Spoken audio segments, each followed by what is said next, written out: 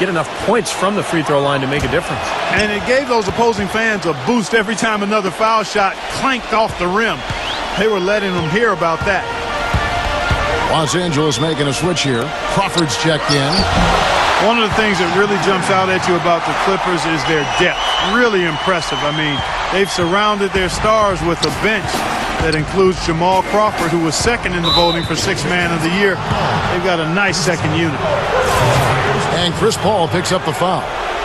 That's his first foul. He tried to step in and cut him off, but just not quick enough.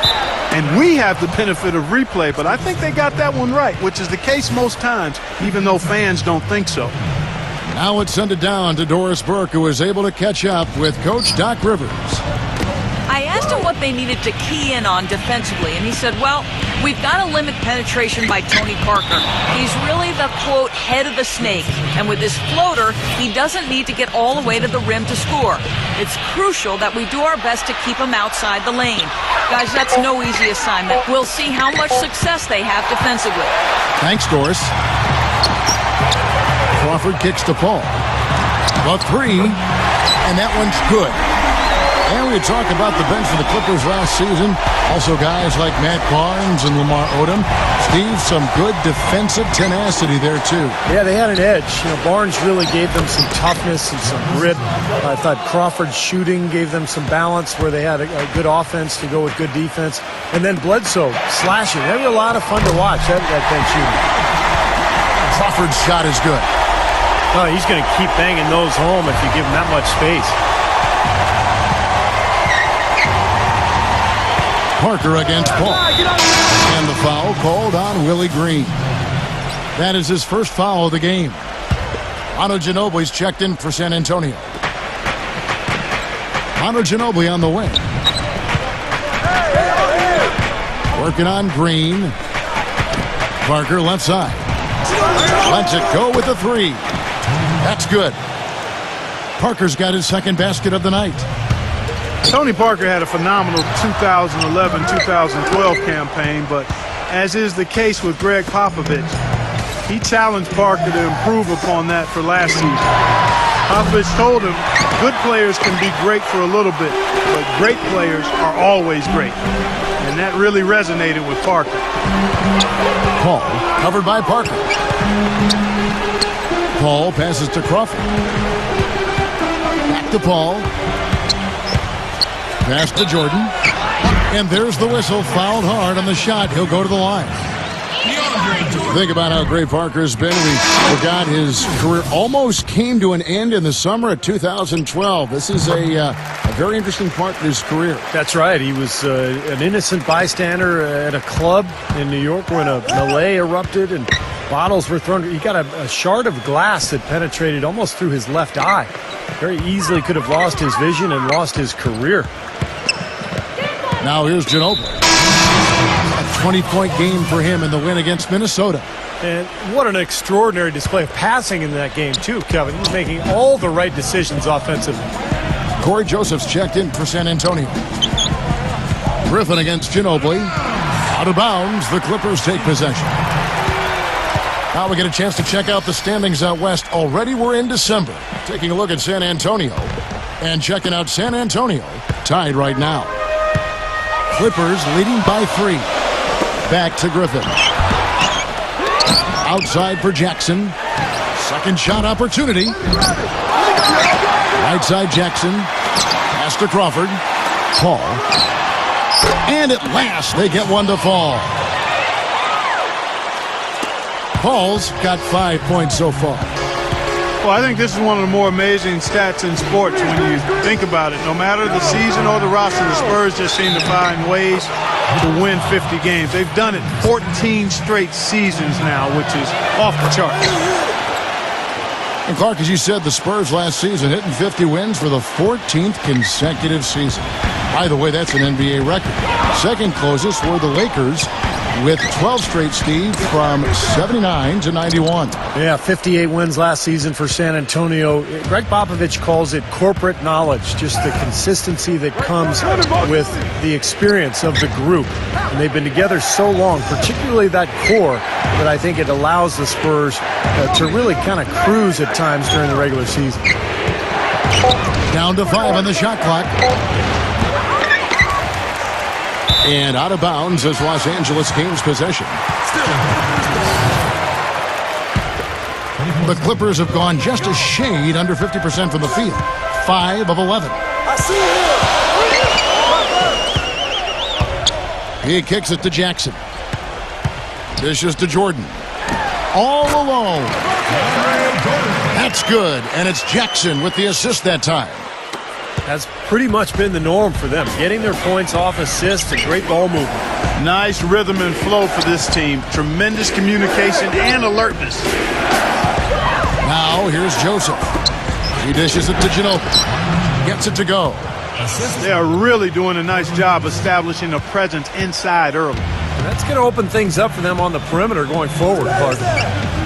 Jackson with it, defended by Joseph. Here's Griffin. Here's Jordan. Paul. Crawford outside. Left side, Jordan.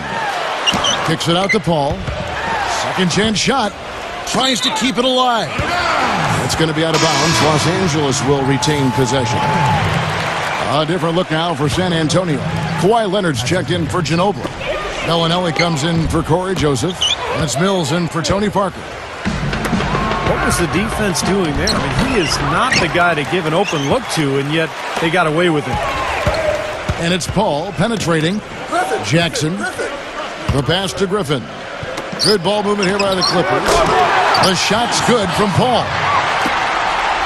San Antonio with the ball. Trailing by 4. This, their first look at this year's Los Angeles squad. Well, we saw how competitive and entertaining the season series was between these two teams last year. That was fun to watch. A free-flowing first quarter. Great scoring through 1. All right, the second quarter beginning in just a moment. And let's quickly check out the scoring breakdown here for the Clippers. Well, they've definitely had the hot hand from the three-point line so far. Always nice to start out like that. The other thing that's helped them early tonight are the points they've been able to convert off turnover. On the court for San Antonio. Down low, it's Duncan and Splitter. Mills out there with Bellinelli. And it's Leonard in at the small forward. Let's go to our sideline reporter, Doris Burke. Doris, what do you have? Well, guys, Spurs head coach Greg Popovich, one of the most respected coaches in the league. As hard as he works, he's never took the game or himself too seriously. Asked about his creativity as a coach, he said, quote, "Oh, heck, I don't know anything about innovation. Here's my innovation. I drafted Tim Duncan." Okay, end of story. Guys, always a straight shooter. Thank you, Doris. I would say Coach Popovich sold himself a little bit short. He's a very humble guy and very well respected. Oh, he sure is. He knows how much Duncan does out there, but we all know what a great coach Pop is. And San Antonio calls the first time out of the game. Coming off that win against Minnesota. Well, Kevin, they constructed a perfect offensive game plan going into that game, and it was quickly apparent how powerless the defense was to stop it. Powerless is a good way to put it, Steve. We're unlikely to see that many uncontested baskets again anytime soon. San Antonio making a switch here. Green's checked in.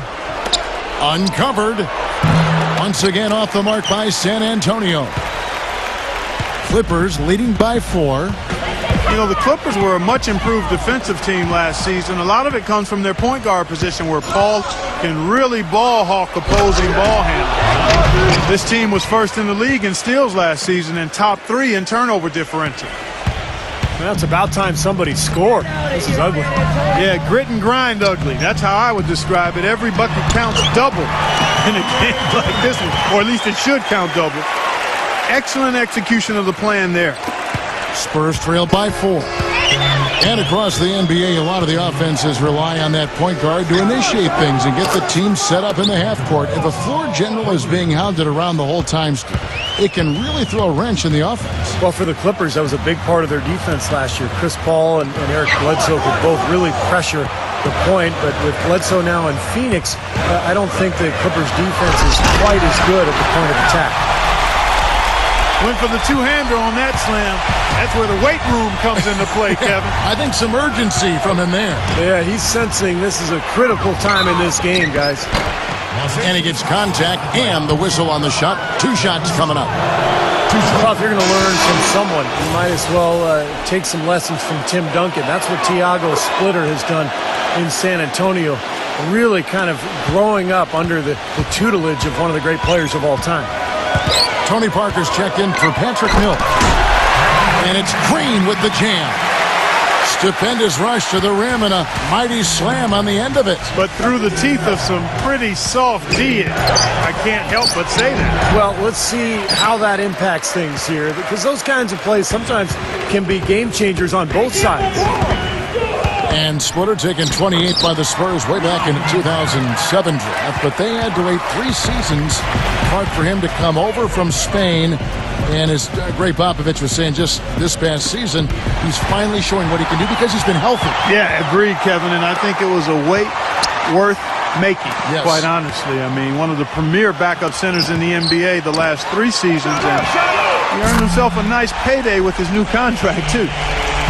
I'm not sure who was supposed to pick him up, but somebody's going to get an earful from the coach for leaving him that wide open. It's tipped. Griffin with the steal. By himself. And Green slams it in. Wow, what an incredible run they're on. This is as good an offense as you will see.